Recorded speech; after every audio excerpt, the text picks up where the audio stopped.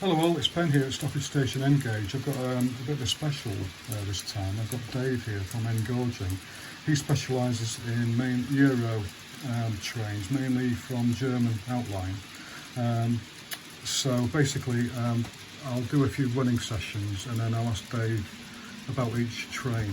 So we'll start with this one here, Dave. This The OBB. the OBB one here. Yeah, So tell us about that. Yeah, that's a Class 2016 and it's OBB, it's Austrian, and it's carrying prototypical wagons like from GATX, which are hopper wagons.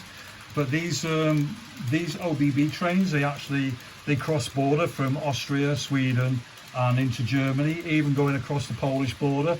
So there's no restrictions around Europe. You can send the loco from A to B. So wherever B might be, it could be in Hamburg, could be from Austria, or it could be coming from Poland and going to Austria. So what particular manufacturer makes that?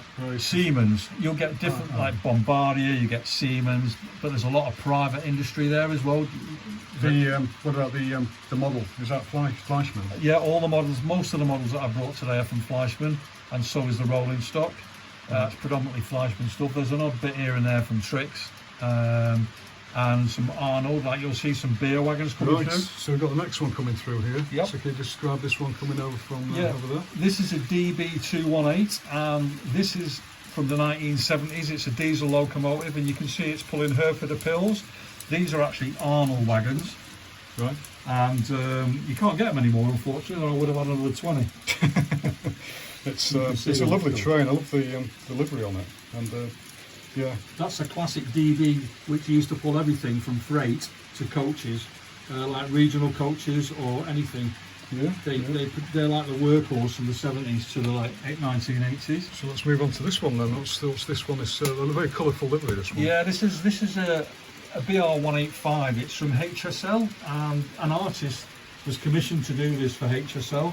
They've got different variants. This is, like I say, a 185, and these predominantly are licensed to pull petroleum, and that's what 90% of the time they just pull tankers. Hence why you can see. This is the longest train I've ever had on this layout.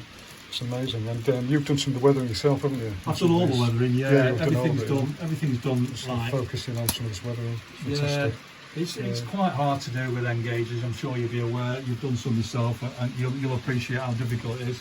Now we're waiting for the next train to come. So let's just get that interview when it's coming through. In fact, I think this is the longest one actually.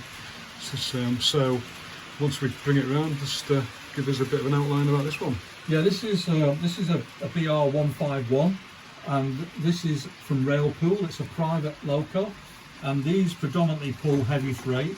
And Railpool do occasionally pull the odd carriage, the odd coach and that, but they're mainly there to pull just heavy freight. Yeah. You'll find them carrying a lot of lime, a lot of petroleum, and a lot of these sort of flour wagons. Obviously electric only. Yeah. Well, the 151 is electric, yeah, but the DB have got them. There's quite a few different manufacturers have got the 151 in Germany, and they're all pretty. Do they have a joint electric diesel sort of convert thing, or is it? Some of them are. A lot of the later ones, as you'll see, the Vectron, which will be coming around later on, they can run on diesel. They're called 1 hours.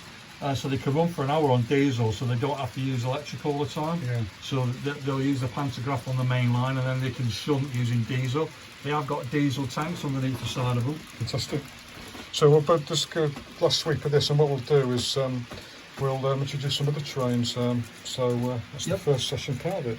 I'll just let this one go under the bridge. Excellent.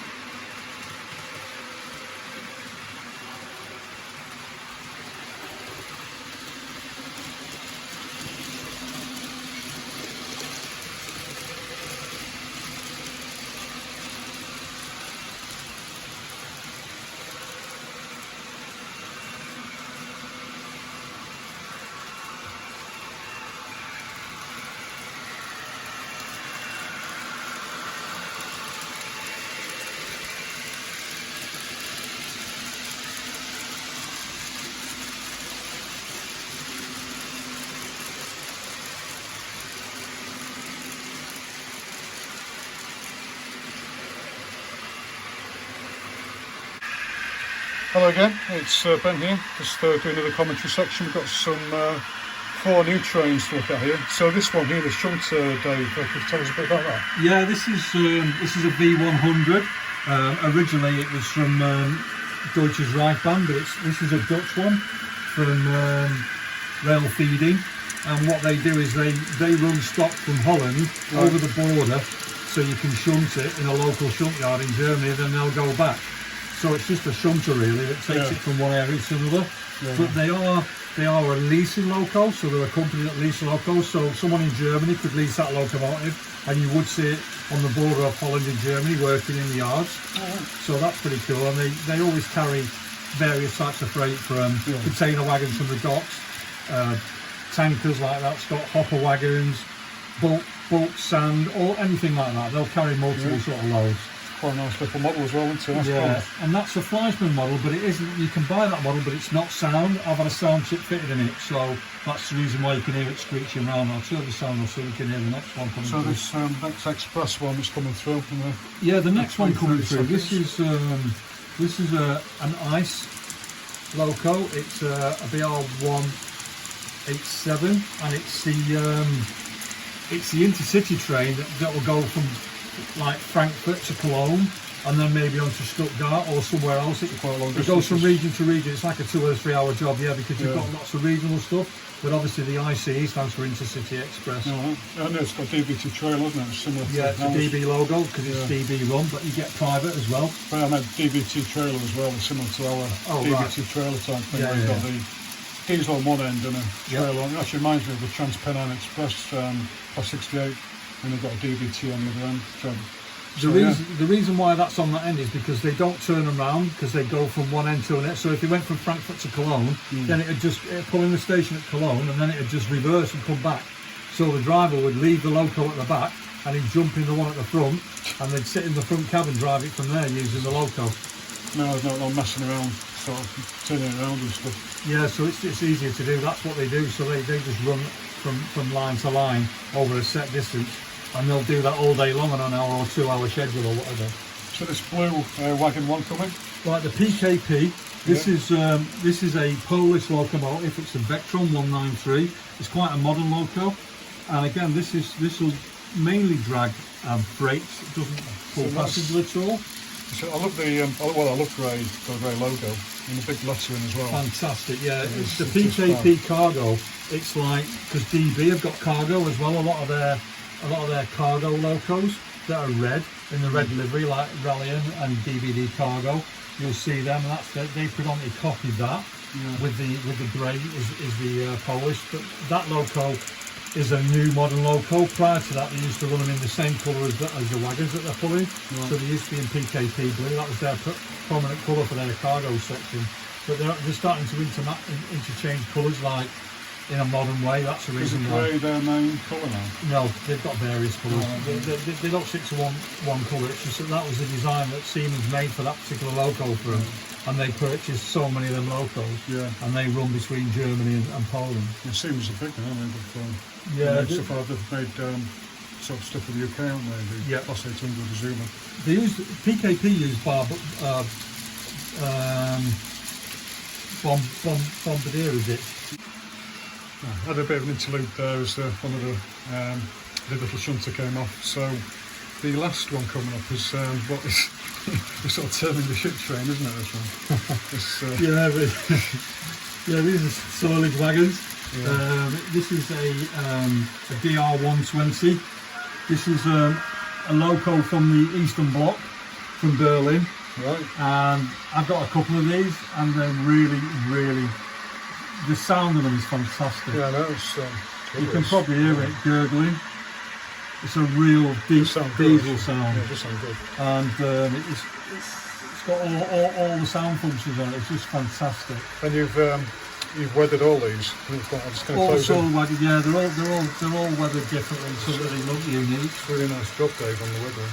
Just give a close up on the weathering. Yeah, because you like to do a unique one on each one. You don't want it to be uniform, do you? Well, I've given them all their own DNA really, so that they all look totally different. Because when you're carrying soilage around, you're never going to have the same wagon look the same. It's just No. the way it is, you know. No. So I've managed to get one clean one in the middle as well. But I noticed that. Yeah. yeah, it's only been out 2 days, so but that'll be dirty in a little while. Right. So yeah, that's the Noisy 120. Yeah, that's great. You got sound on them all as well. Yep. fantastic. 90% of my locals have got sound on them because it's what I choose to do because they've all got unique sound. Yeah. But anyway, that was the DR120.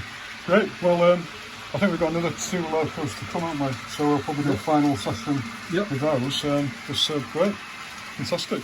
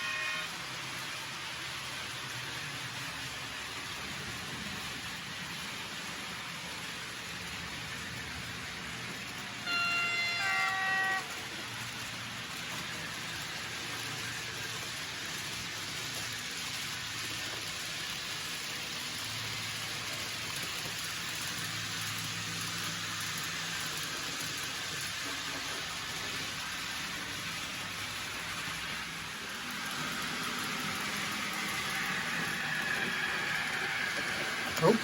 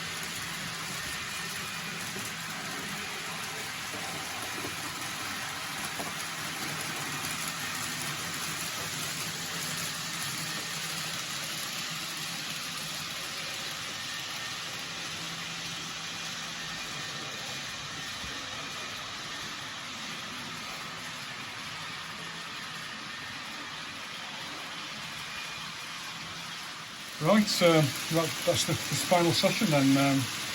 Just started, just run these last 3 trains. So this one here, Dave, it's interesting. Yeah, the one that's just going through now, mate.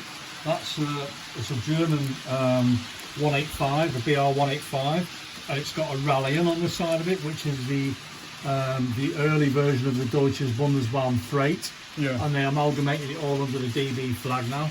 Yeah, yeah. So that's the reason why it's got the Rallion markings. Yeah, yeah. The Rail Force one that's going through, that's a Vectron 193. I'll just try and get a close-up of the actual loco when it comes through again. This is a BR 183, and it's a Taurus, and the Tauruses are from Siemens, Yeah, and they've got quite a sound on them, a unique sound. yeah, yeah. So these are regional express, aren't they? Well, these are regional. This runs from Austria to Germany. so it's right on the border. Yeah. And the Taurus has got that sound. There's like a Taurus which got Beethoven sound on it. So they've all got their own distinctive sounds on them, Yeah. which is quite unique to the Taurus. So we'll, that's all right. Well, we'll just wait for this Rail Force 1 then to run through again. Right, okay. This is a video of this going out. The 185 coming on again, the DB RD 185, which is the Ryan 1.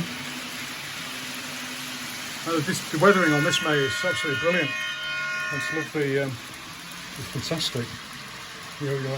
Like we just said, your airbrush is brilliant. Yeah, it's pretty alright. I'm And pretty happy you've with really it. done a good job on the streaking of the aggregates. And then, like you say, you've got the mixture of Railian. Yeah. That's ace job, that. So this one again, I get a close up, Rail Force 1. Right, the Rail Force 1, this is the 193623, and it's got a shark emblem down the side of it. Oh, It's yeah, a yeah. private, What's that? so it's got eyes and teeth on it. And this is a freight train, predominantly carries car transporters and fixed cargo wagons like this. Also heavy metals such as rolled iron, which can be carried in these particular wagons here that you can see. Excellent. Right, brilliant. So, yeah, we've had a good session, haven't we, really? Yeah, it's been brilliant, Three mate. main different sets of trains, all run on the layout. Well, thanks for watching, everybody. Press a like if you like it, and subscribe if you like the content. So what we'll do is we'll just end on some running sessions. Thanks for watching. Cheers.